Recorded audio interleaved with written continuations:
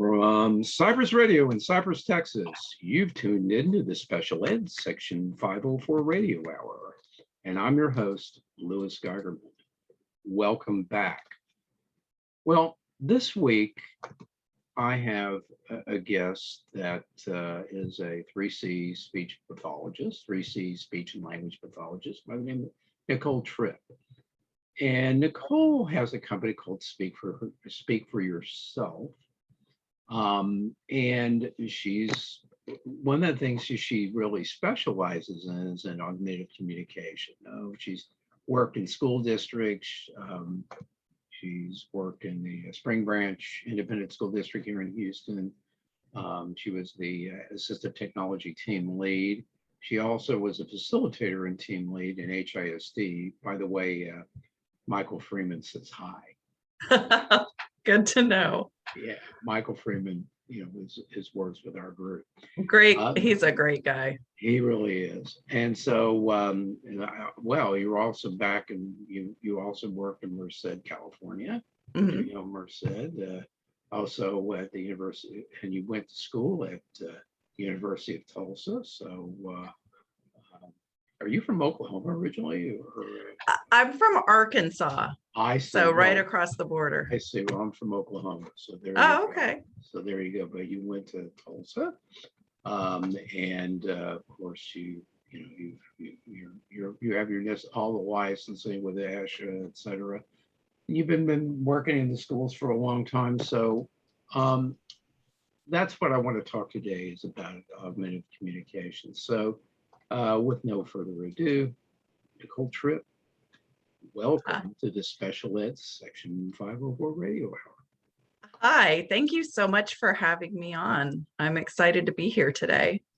Fantastic. I did want to say that, so the company isn't mine. Oh. It belongs to Jenny Matt. She's the owner, but I've been with the company for almost a year now.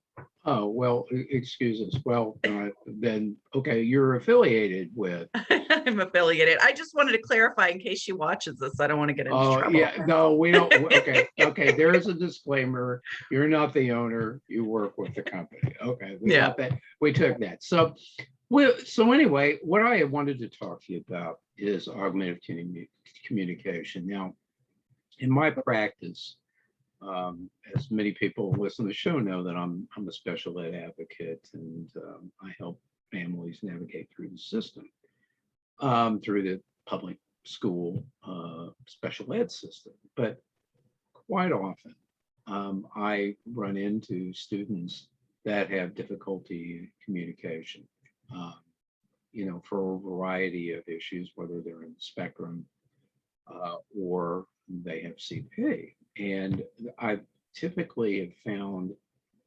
so often that the schools are not either providing the right devices, they're not, or they have the device, or they're not properly training people for it or with it, or they're also using antiquated methods of communication. I mean, today, the world of assistive, to me, I think that's the most exciting part of being in education today, is in an area like assistive technology, which is changing daily.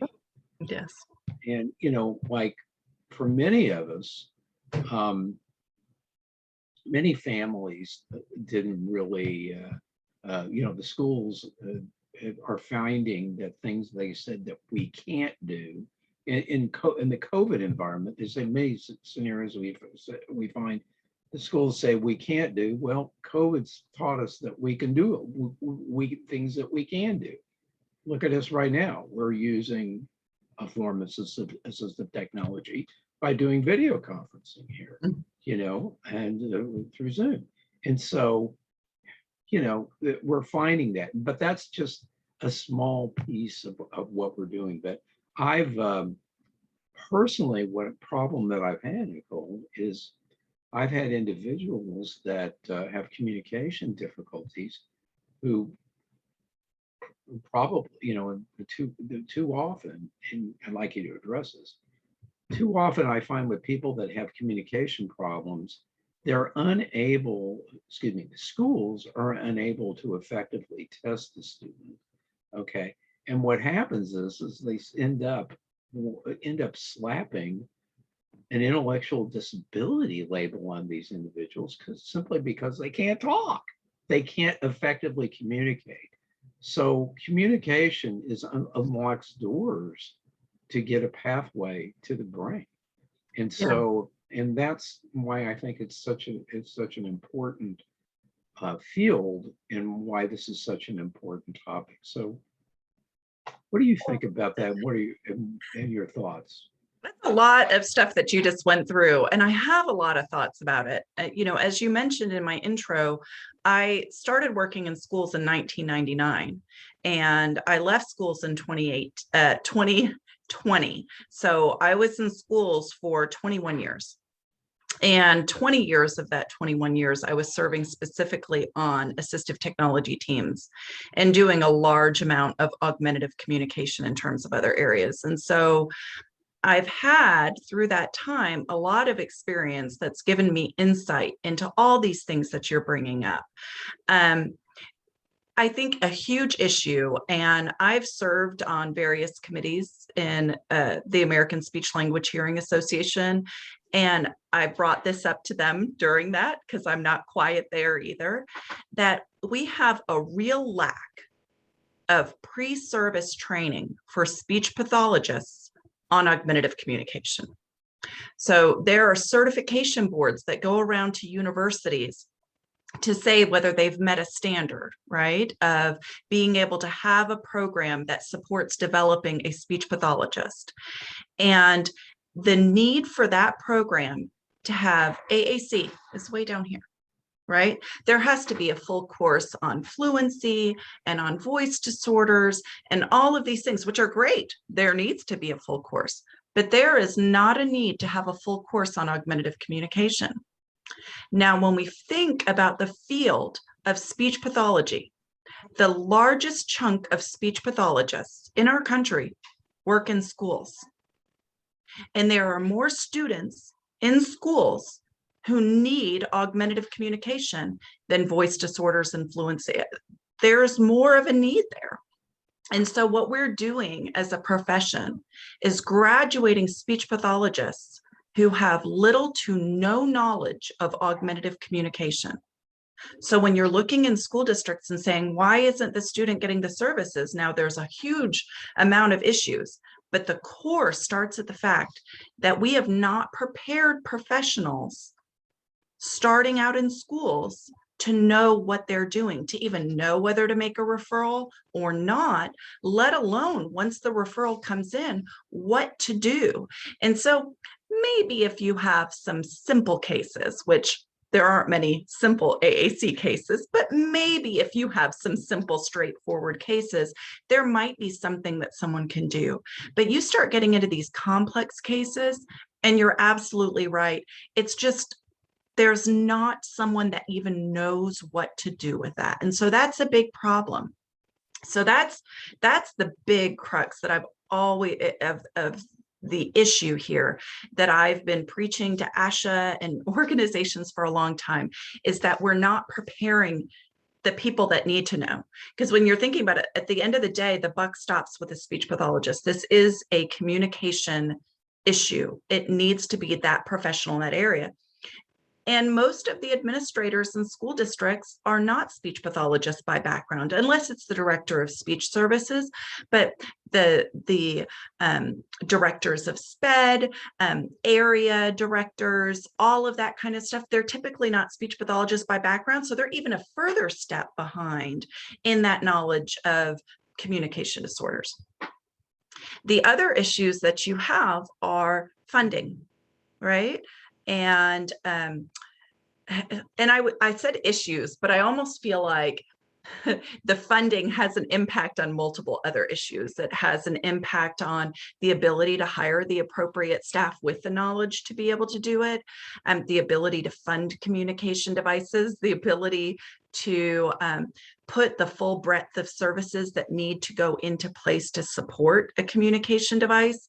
And the funding also impacts the ability of a district to look at the individual versus making decisions for augmentative communication based on what is most cost effective and beneficial for the district. So those all have kind of these impacts. And then another thing that you brought up is that students are being labeled as having a cognitive deficit when they are nonverbal. And that's a huge issue. Language and cognition are tied. I mean, they are intrinsically linked together. And most of our cognitive tests are based in language. They're linguistically based. And so we have a child or a young adult who has no language system. We haven't provided them a language system. They haven't gotten services in early intervention to provide them a language system. And then suddenly we're requiring them to perform in a test that requires someone to have some basic core of language. They're gonna fail it, you know, and not necessarily because there's a cognitive deficit, but we can't tell the underlying cognitive issues because the language is layered on top of it, and they can't break through the language to get to the cognition. You know, I want to reel back a little bit. Absolutely, I agree. That's what I see so often. But you know, you mentioned the funding issue. Look, you know, that can't come into the conversation for a kid that's in course in special ed. Now, yes, it can come into the conversation with a kid, you know, a kid that's not. But if they've got a communication disorder, they're probably in special ed, more than likely. But where I see, and the problem is, what I see so often, it's so true. So many of the speech pathologists really, this is kind of how I see it. They see the assistive technology team as like, oh, well, they're the gurus, they're the experts, and they don't have any person, the speech path, more often than not, who should be carrying the lead, doesn't have any knowledge about it, and they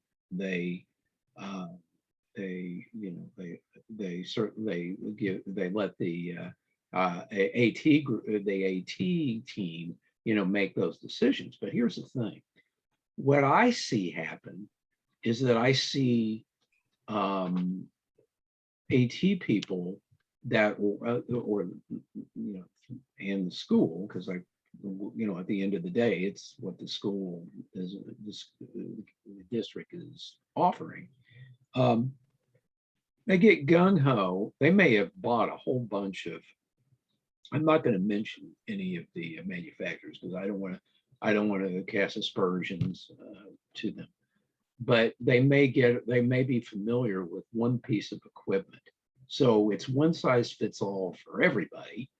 And while that may not be appropriate, and many times isn't appropriate for that particular student, for one thing, what I find is, while they may understand how to test a kid in assistive technology and use the, you know, some of the tools like the WADI and other you know, other ways of measuring, they don't keep up with the literature of how it's actually changing. I remember one case that I had, Nicole. It really bothered me. Now, this young man had, on top of his communication disorder, and also, you know, he also had orthopedic. He had multi issues.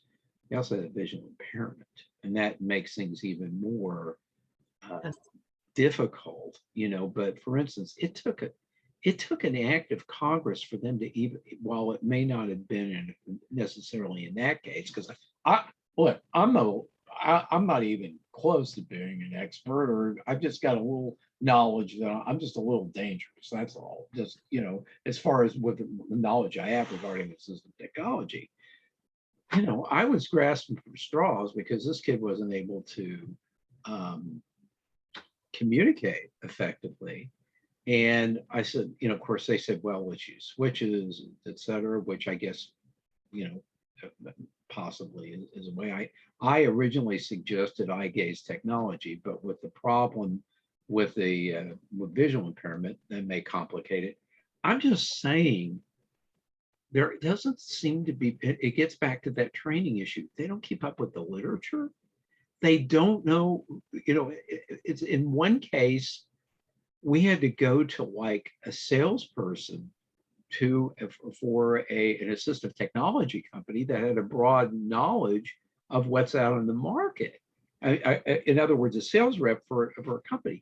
It's terrible. A lot of these kids are not being serviced, and they're getting the ID label slapped on them left and right.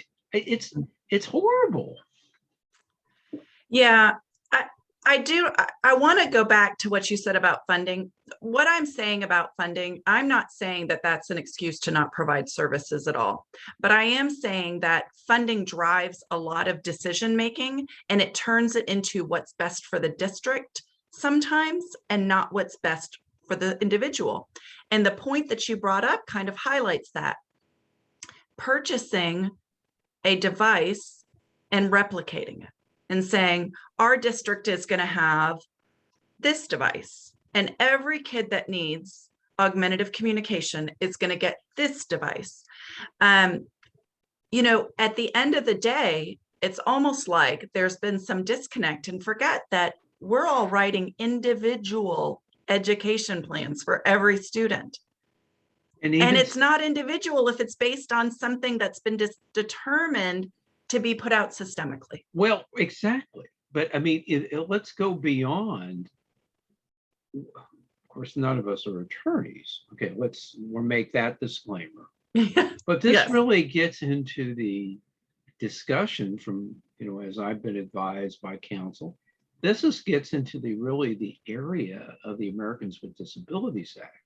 Because if you look at the language in the Americans with Disabilities Act, the assistive, in this case, assistive technology has to be at least as effective as it is for the non-disabled peers. So if they give it, and this is something for parents to think, to ponder, if they give you a piece of equipment for your child and it's not working, the question is it effective?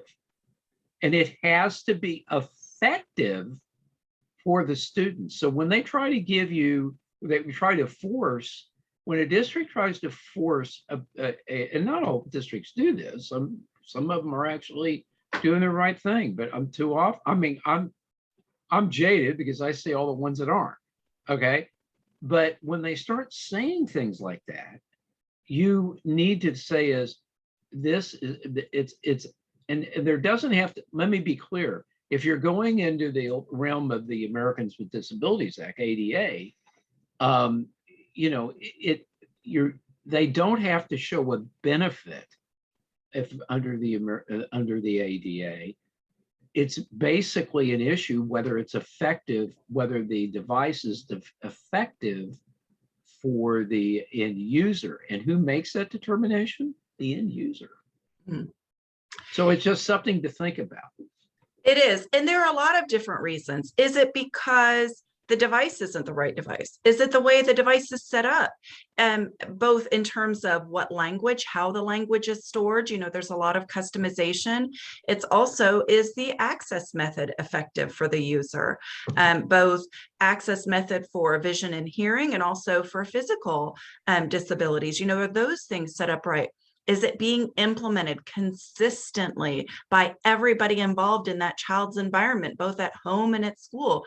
There are a lot of different factors. Sometimes you have the right device, you have the right settings, but the implementation is the breakdown. And then it doesn't matter. You could have the best, worst device. None of them are going to be implemented. And so there's so many factors, right? And it gets kind of overwhelming sometimes when you think about how much goes into it, but it's also something that is important. It has to be done because ultimately communication is the most base of everything.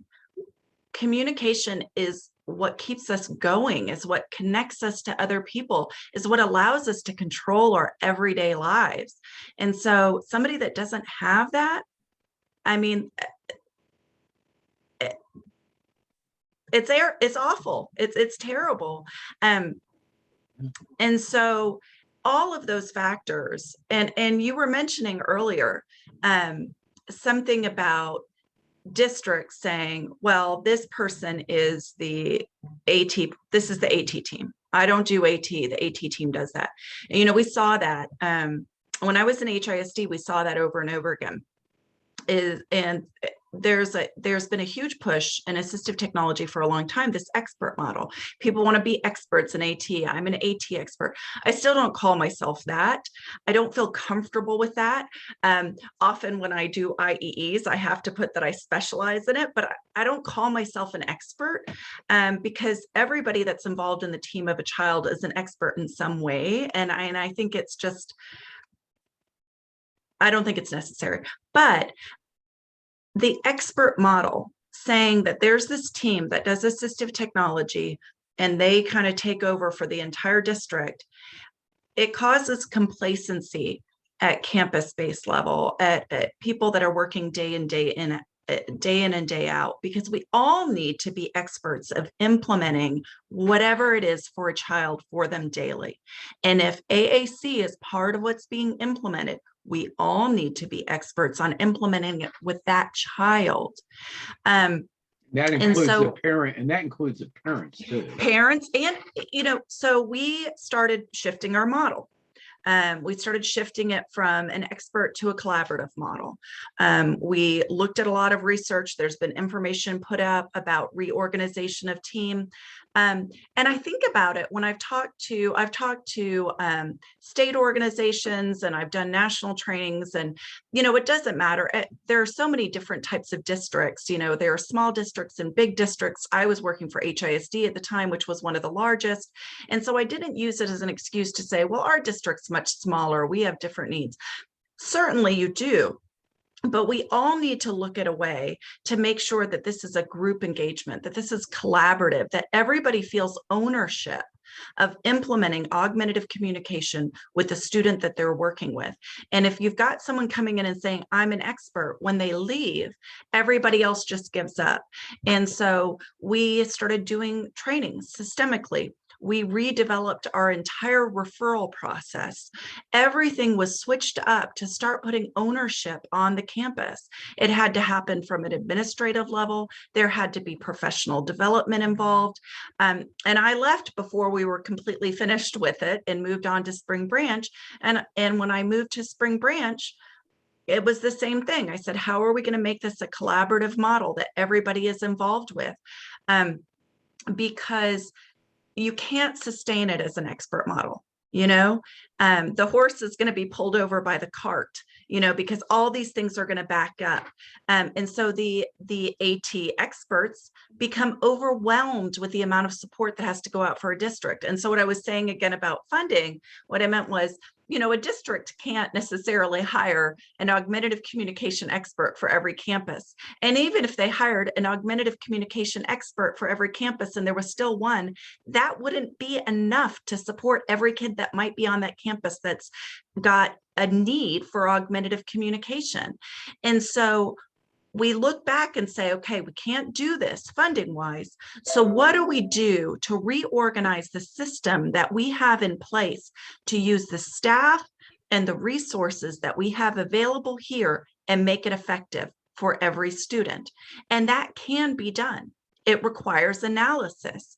It requires going back to the drawing board with everybody, with people in general education and special education, from administrators all the way down to paraprofessionals.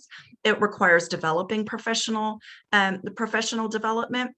It requires interprofessional practice.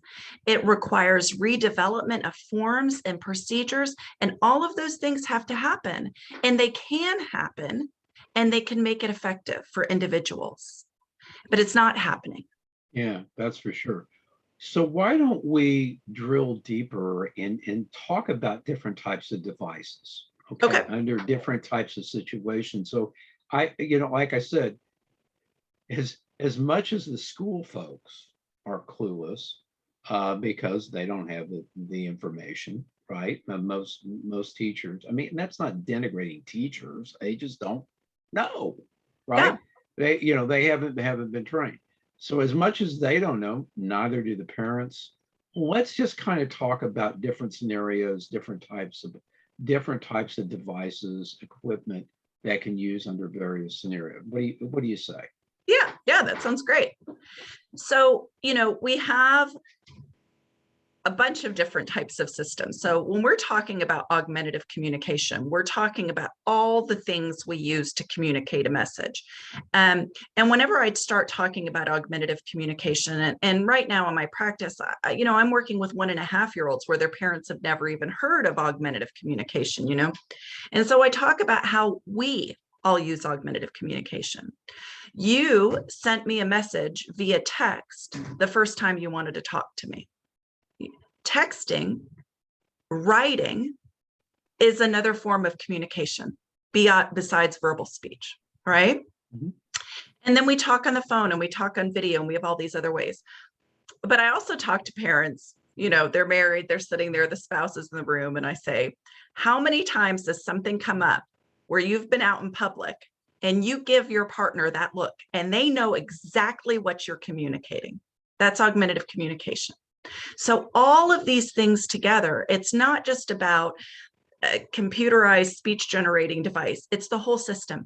And we've got to make sure that we have access to a variety of systems, because there are times where technology goes down. And so we've got to have the low tech, the high tech, all of the things together so that somebody that doesn't have verbal speech or has limited verbal speech or can have verbal speech but is not understood by everybody, because there are all these different categories, right? We need to make sure that they have access to a communication system at all times. In most places that we start, getting something in while we're working on higher forms of technology is also making sure there are visual supports, there are picture symbols. Anything that's provided, whether it's picture symbols, whether it's object symbols, whether it's a speech generating device, all of these things need to be robust. It needs to not just be about, well, I want them to ask for bathroom and a cookie and water. We need to have ways for them to communicate beyond requests and beyond denying. We need them to be able to communicate for social purposes, to interact. We need them to be able to request information, to give information. We need them to do all of these. So there's a lot, and a lot of that goes into what should be happening during an assessment for augmentative communication. But when we're talking about devices, so we have low-tech boards. I've got one here on my wall that I will show you, right? So that's just a low-tech board on my wall. It's got picture symbols on it. So we've got just flat picture symbols. You touch it, it doesn't say anything because it's just a piece of paper. Show that again. I don't think we got a real good picture of that. Yeah, a little closer. Yeah. Oops. I've got my. Here we go. So you see that? So that's just a large wall chart. Okay. We wouldn't necessarily have just a large wall chart. We'd have something individualized. But that's a board that has symbols on it that can be used. And there are a lot of them out there. Device manufacturers have low-tech versions of their high-tech devices. Region 4 has created a core vocabulary board that's given out at their team trainings and is available. People just use programs like Boardmaker and put together a bunch of symbols they might be activity-based or something specific for the need, but it's just low-tech. Now it's pictures. You also might need that for photos. You might need that for objects, depending on sensory needs, motor needs, the individual needs of the child or the adult. But you've got low tech, right? And then you start moving up from there. So then sometimes you have boards where it's paper, but it's laid into a device that when you push it, it says something. Most of these are recorded devices. It's a recording. And so we call those digitized. We call them digitized AAC devices. So it's a recorded voice that goes in with some different choices within it. And some of those have one picture, some of them have two, and they can go all the way up to devices that have, 100 pictures on them, but they are not dynamic display. The page does not change. It's an overlay slid into something. The switch, and that's called a static display. Then you switch over into something that has a dynamic display. Dynamic display is a computerized screen. Now, when I first started doing AAC, those didn't exist, but now they have those, right? And those are devices that if you push a button, it's going to switch to another page that has something related to that. So it's a dynamic display. Some of them are recorded, but more often than not now, they're synthesized devices, meaning that they have a synthesized speech. They have a computerized voice that goes along with them. And there are a lot of different types of these types of devices, right? There are in a lot of different ways. So some of them are dedicated devices. They're devices provided by a manufacturer that are based in a hardware that's specific to that manufacturer and has software specific to that manufacturer. So you might think of and all of these have another type, but you might think of Dynavox and Tobii and Print Keyramic. They all have devices that are specific to them and that are dedicated devices that function only, exist only as augmentative communication devices. But you have a lot of things now that are not dedicated devices, that are iPads with apps loaded on them. And a lot of these same manufacturers have apps that also are the language system in their device. You know, that brings to mind something, because I've seen this happen, I don't know how many times, when they provide an iPad for an individual. They don't make it as a dedicated too often as a dedicated communication device. They let them play games on it. So the individual may think like, oh, this is only for games, not for me to help develop speech. That's a problem. Have you seen that? Yeah. And in fact, anytime that I recommended when I was in the schools, if there was a need for an iPad for some other learning concept, I would always say there has to be a separate iPad just for communication. It needs to look different. It needs to be locked into the app, all of those things, right? And if you get funding for some of these iPad-based, because there are manufacturers that sell dedicated iPad-based systems, and I know that sounds confusing, they are locked when they're received. You can't get anything but the communication app. Now you can pay a small fee and you can have it unlocked and have access to everything, but it's not unlocked when it comes. So it still functions as a dedicated device, but iPads have certain things about them that have to be considered for the individual. There are some kids that can switch between apps and can use the same iPad to go into something that helps them with reading and writing and then go back to their communication app, right? There are kids that can do that, but a lot of kids, they can't do that. And so if you have a device that has several of those functions, it's hard for them to do that. Also, iPads aren't durable medical equipment, right? So there's a lot of sources that won't fund them because they're not durable medical equipment. They don't have the battery life. They don't have the volume.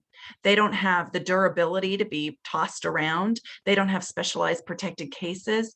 And so again, there are manufacturers now that sell iPad-based systems, but they put a special case on it with a more advanced speaker, with longer battery life, with a louder volume. I mean, all of those things are kind of built in. So there's still value to iPad-based communication systems. There are a couple of apps out there for augmentative communication that only exist as an app. There are vendors that provide apps and also dedicated devices, but there are a few of them out there that only exist as an app. And they may be the best fit for a child or an adult. They may be the best fit. And so sometimes iPad is where you're at, you know. There's no right or wrong device overall. There is a right or wrong device for an individual, you know, and you have to do that through assessment. I know there are a lot of people that are like, well, this worked for so-and-so, and parents looking for answers in support groups because they're not necessarily getting the answers from professionals, right? And they're looking for it. And it may not be right for one kid, even if it's right for another kid with the same diagnosis and similar things, and a parent that's got the same level of support at home.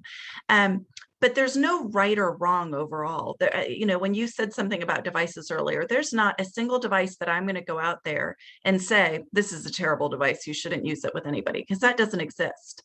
I'm also not going to tell you there's a best device and you should use it with everybody, because that doesn't exist either. And if anybody that's a professional says that, it's because that's what they have knowledge of. And that's a red flag. That really is. And with any of these, when I go through these devices, with any of these, they should be tried out multiple ones before funding is gone through for a device. There shouldn't just be, we tried this and it seems to work, let's go with it. There should be a decision making. Like a 6-week trial is often what we do. Does that make sense? Or yeah, 6 weeks is still really short. If I'm going to try 3 different devices, 6 weeks is going to give me 2 weeks with each one. It's really short. I'd like to see at least 3 or 4 weeks with each one. When we're going through insurance, they require a 3-month trial. And so that's what insurance is requiring. Augmentative communication is not an easy eval. And at the same time, we have guidelines for when in schools, for when we have to complete an assessment. There is assessment guidelines. You can come to a conclusion on what devices should be tried out based on the data you've gathered and all of the information. It doesn't mean at the end of that period, because it's a shortened period. It's very hard to get all of the trials done within the FIE required timeline. But it doesn't mean that you don't come to a conclusion of what should be done and you don't have an effective plan for the student moving forward. It does mean that you're probably not going to come out of that and say, this specific device right here is the one that should be given based on the 3 times that I saw the student and talking to their teachers and their parent. You can't make a decision that fast. Some other devices, so I was talking about the dedicated devices. So the difference between a dedicated device and an integrated device, something that's really important is that there are environmental controls. There's access to social media, access to reading, writing in an integrated device. So you've also got to think about when you're purchasing a device, is that device going to give the student access to the curriculum?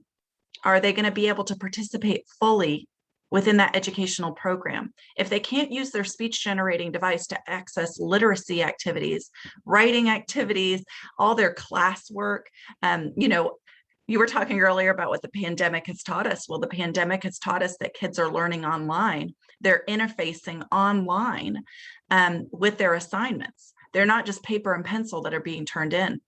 Well, that's great for augmentative communication users that have integrated systems, because they can access all the websites that they need to, and they can use their device and all the features if they need access to the technology to get into that, to be able to participate like the other kids. And so you need to think about that. Another thing is those more complex devices also have the features for kids and adults who have motor impairment, that need devices to be mounted, that need alternative access, that need all sorts of features to go in to determine whether the device needs this type of button press or that type. And it can switch between all of those things. So the more you go up in all of these rounds, more expensive, right? We go from least expensive to more expensive, the low tech to the high tech. Eye gaze devices, are the top device, because you've got really complex hardware in there to be able to read the eyes.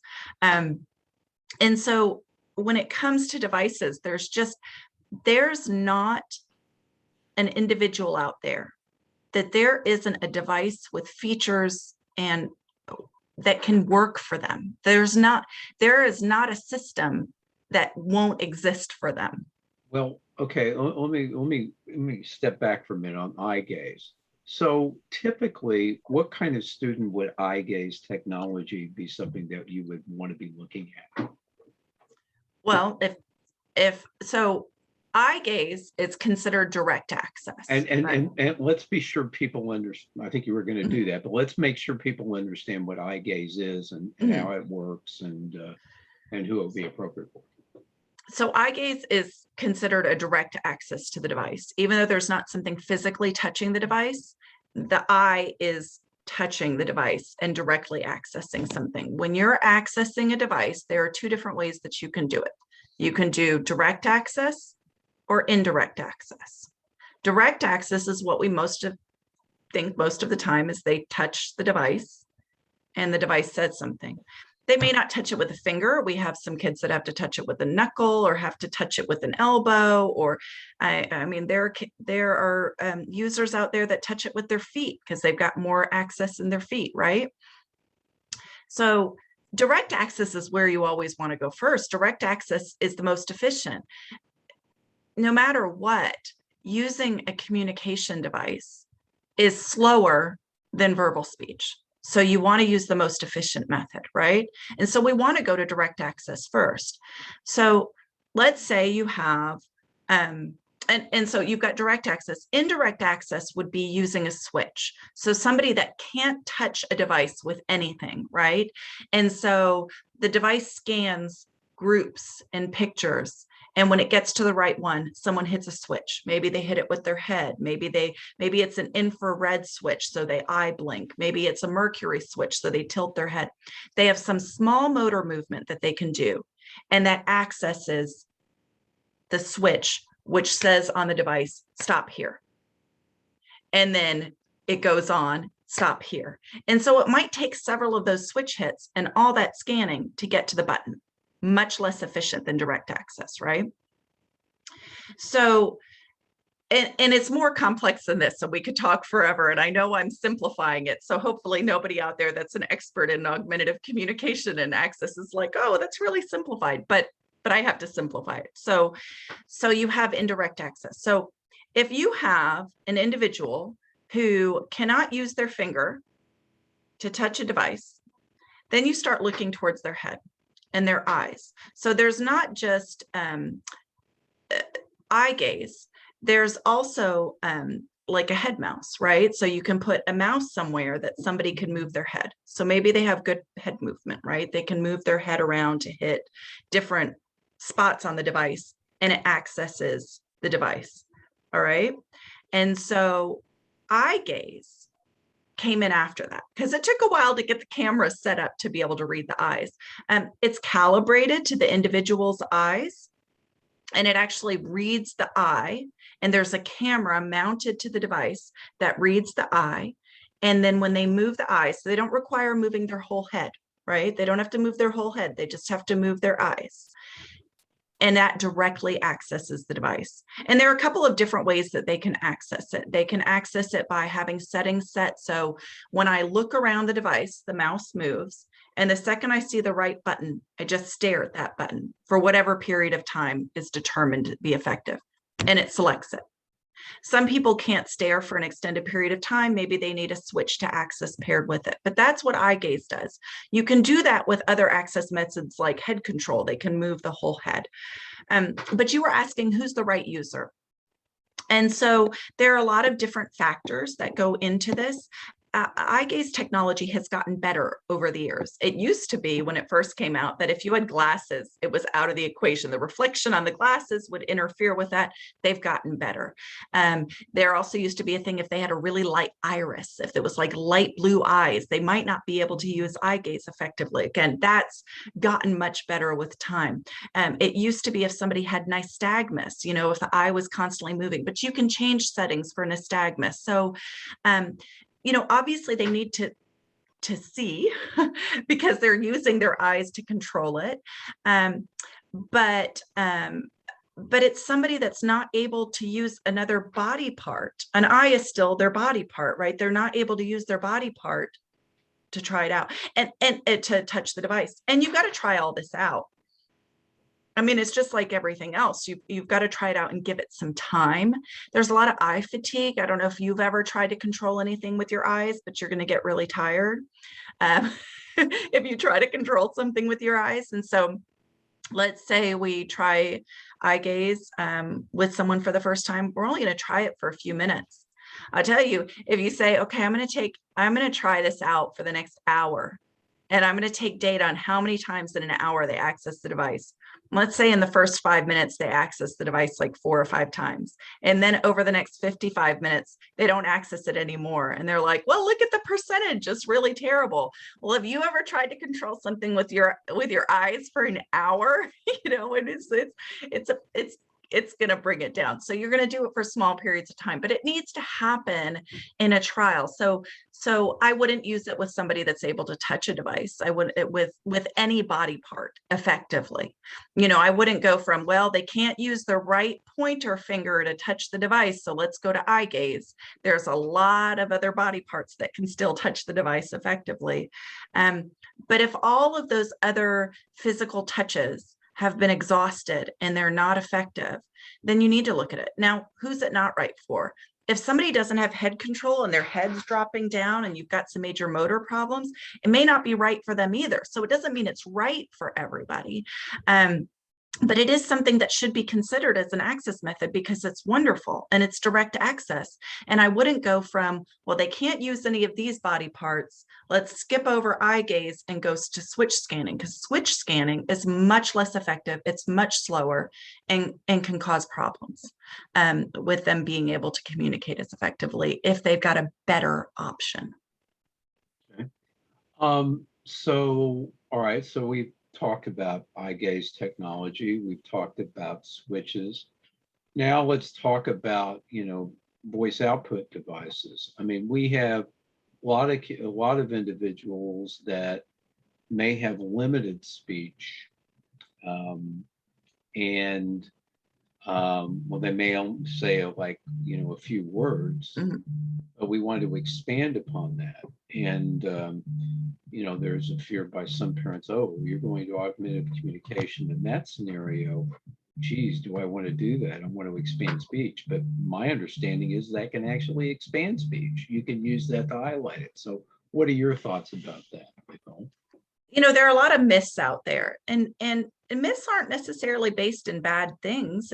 A lot of it's based in fear, right? And so there are myths about someone can be too young to start augmentative communication with, or they've got some words and it's going to prevent them from speaking.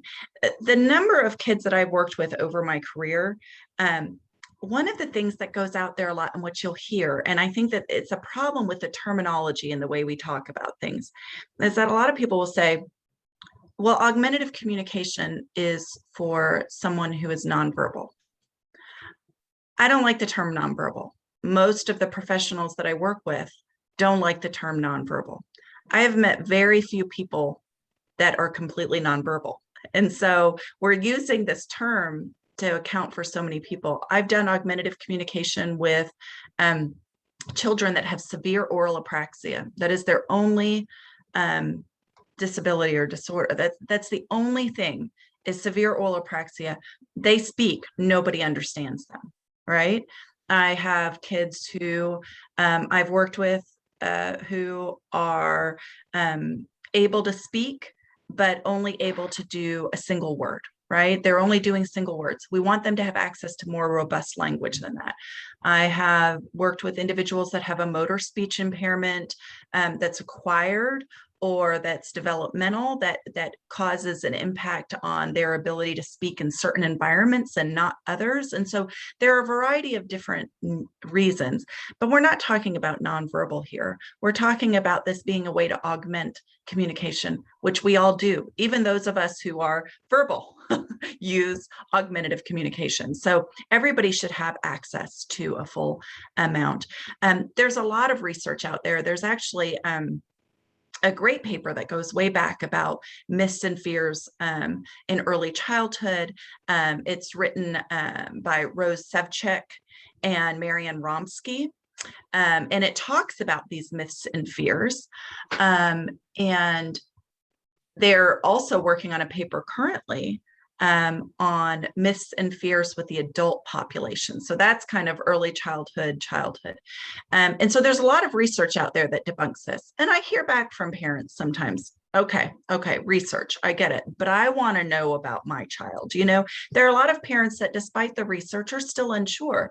And so I talk about my own clinical practice. I talk about students who I've worked with that started speaking in full and complete sentences in middle school when AAC was introduced. Well, after a time that anybody assumes that someone's going to go from saying a few single words up to speaking in full sentences. I have a student in my, or a client. I'm still a school-based person. I'm never going to not say student, but I have a client that I'm working with right now who just got his augmentative device. He's still in a trial period. He's had it for about a month and a half. And when I first assessed him, he had maybe 10 words. Between the time that he was assessed and came in, it was a few weeks to get insurance authorization, or I think it was like a month. He was saying 25, 30 words. And we introduced AAC, and he is now speaking in full sentences. Oh, wow. And that's just in a couple of months. And his dad, you know, and I talked to his dad when he came in, and I said, we're going to try augmentative communication. He was scared. You know, this is a 3-year-old, dad's worried. And what's going to happen with all of this, right? And I said, just give us the trial. If anything else, it's giving him added visual support, which for an autistic child is great, right? We want to have that. We want to have those visual supports. I said, but let's see, because he's echolalic. And so he's learned to echo everybody. So he would imitate. If you said a whole phrase, he would imitate. Well, but it would also be like, that's a good thing that he could echo. He could, right? But also, if I asked him a question, what do you want to eat? He would go, you eat, and he wouldn't answer the question. Now, if I ask him, what do you want to eat? He answers on his device or verbally sometimes the answer to the question, not the imitation. Because I said, we've got to get the echolalia out of it. As long as we say a word and have him repeat it back, he's only going to learn to repeat the words we're saying. He's not developing his own language system. So what has he done? We have taken that echolalia and we have leveraged it, because now he's echoing his device, which is self-prompted versus echoing everyone else around him. So I talk about cases like that. I talk about cases with my kids with severe oral apraxia that we use their augmentative device. I have another client who, when I first started working with him, couldn't understand anything. We used the device a lot in therapy. We also worked on his speech a lot in therapy. And now at school, here, his family, we're able to understand a majority of what he says, but he still uses his device to go back to sometimes when he's trying to explain something, because guess what? He's in 2nd grade now. He wants to be able to participate and let the teachers know what's inside of his head. And if he answers verbally and they don't understand him, they often glaze over and go on. Well, what if it was correct? He deserves praise. What if it was incorrect? He deserves redirection and reteaching to make sure he learns the concept. But we don't know that if we can't understand him. And so his speech has improved. He's gotten much better now, and he uses his device less. And so I have a wide variety of people that I've worked with. And I always say, for some people, AAC is a season, right? They're going to use it for however long they need it, and they're maybe not going to use it for their whole lives. And then there are some other people that, because of the nature of their disability, are probably going to need AAC for the majority of their lives, for the majority of the people they interact with. But I've never seen a situation where I've introduced AAC and somebody has thought, you know, I could say this to you in about 10 seconds, but let me spend the next 3 minutes trying to use my device to tell you that. None of us do it. We use the simplest form of communication to convey a message. And that is something within us, because the message is urgent, regardless of whether it's like, hey, my leg is on fire, but like, it's an urgent message. When we want to communicate something, it's important to us. We're going to use the easiest method of communication. We're never going to override verbal speech for a more complex way to communicate. You know, and I appreciate that. That's really helpful. We only have a few minutes left, believe it or not. I'm very chatty. I'm a speech pathologist. No, hey, that's okay. I want to spend at least, if we can kind of narrow it to just a couple of 2, 3 minutes. Right now, I want people, okay, we're archiving the show so people hear it years from now, but we're in COVID right now. And a lot of concern right now is, kids can't come to school because they're unvaccinated. They can't wear masks. Yeah. They're at high risk of being immunocompromised, or people around their house may be. And what school districts are saying out here in Texas is that, oh, well, we can put you on homebound. Mm-mm. No, homebound, no. That's a very restrictive type environment where many of these kids can participate with and can and should be participating with their fellow classmates, in the classroom. And so I'm in districts saying, oh no, we can't do that. Yeah, they actually can. And there are actually devices where you can have an image of the child. Well, of course, we know about Zoom, obviously, but there have also been devices that's like a slave monitor that has a picture of the student, and they're able to interact with their fellow students. Can you give about a couple of minutes regarding that issue? So, I mean, a lot of schools have some kind of projection thing in their school. It doesn't even necessarily require anything too complex. Whether there's a smart board or a television or a computer screen in a classroom, an enlarged computer screen. We started going virtual in Spring Branch before I left Spring Branch. And so we had a lot of kids that were participating from home, and they were projected up onto the smart board, and the kids got to interact with them and vice versa. As far as devices, if somebody has an augmentative communication device, they can, if it's an integrated device that has other features, they can access Zoom through that. They could share their screen and share their augmentative communication layout and communicate on that to give additional visual prompts. We've been doing telehealth in our private practice for a lot of clients. And it's the same thing. It's easily accessible. It doesn't require any extra. Well, we're getting a lot of push. So even if those kids that are not, that don't have augmentative communication needs, yeah, that are, really, they're just saying, oh no, we can't do that. Like, yeah, come on. I mean, they're making like it's, again, COVID has taught us things that we couldn't do, we actually can do. yeah. And I'll have to tell you, there's a number of cases that we are involved with that we've had to file for due process against school districts that have been reluctant to do that. I think it's a travesty. I think it's a violation of access, for these kids. And we got a number of them that are going to be done. I think it's really silly that they're pushing back on that. It's just, and they're trying to, as I said, they're trying to push it into homebound, which is absolutely, and saying 4 hours here in Texas, they say, oh, 4 hours a week equals a week. 4 hours a week equals a full week at school. No, they should have, and they also aren't able to participate in the electives, other than all they can do is their core curriculum. The answer to that is no.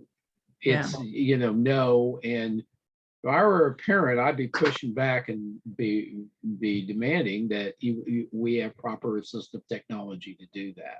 That's just my soapbox. Yeah, and like I was saying earlier, I mean, it's assistive technology, but it's also, I mean, assistive technology is built into everything we have. Our iPhones have text to speech and speech to text. Those used to be things that we talked about in terms of assistive technology. It is still assistive technology. Assistive technology is when it's required in order, as part of their IEP for them to access something. But they've become standard technology. All of this access now that we have in our world to interact and engage with each other proves that that's just possible for everybody. For sure. Well, Nicole, believe it or not, we're at the end. Yeah. So I would, if somebody wanted to contact you, how would they do that? So, so I work for a company that's called Speak for Yourself, like I was saying, and my email is N as in Nicole, TRIPP at speak-yourself.com. And our phone number is 832-831-0043. I should give you that phone number once again, please. Yes, it is 832-831-0043. Okay, well, Nicole, I'm sorry. And I do want to say something else. I mentioned this to you before. I serve on a committee called the NJC. It's part of ASHA, the National Joint Committee for Communication for people with severe disabilities. It's a mouthful. We have something called the Communication Bill of Rights.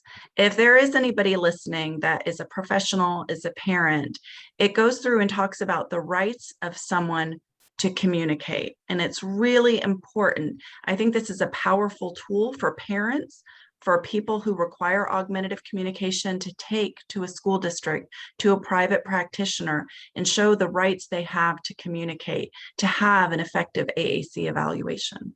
I think that's a super thing. So that's the Communication Bill of Rights. That's so important. Well, and if anybody looks up NJC Communication Bill of Rights, they can find that. Fantastic. Well, Nicole, thanks for coming on. This is a bit, we're going to have to do this. We're going to have to expand and do other stuff in communication and ACC. This is Lewis, so we'll have you back on another show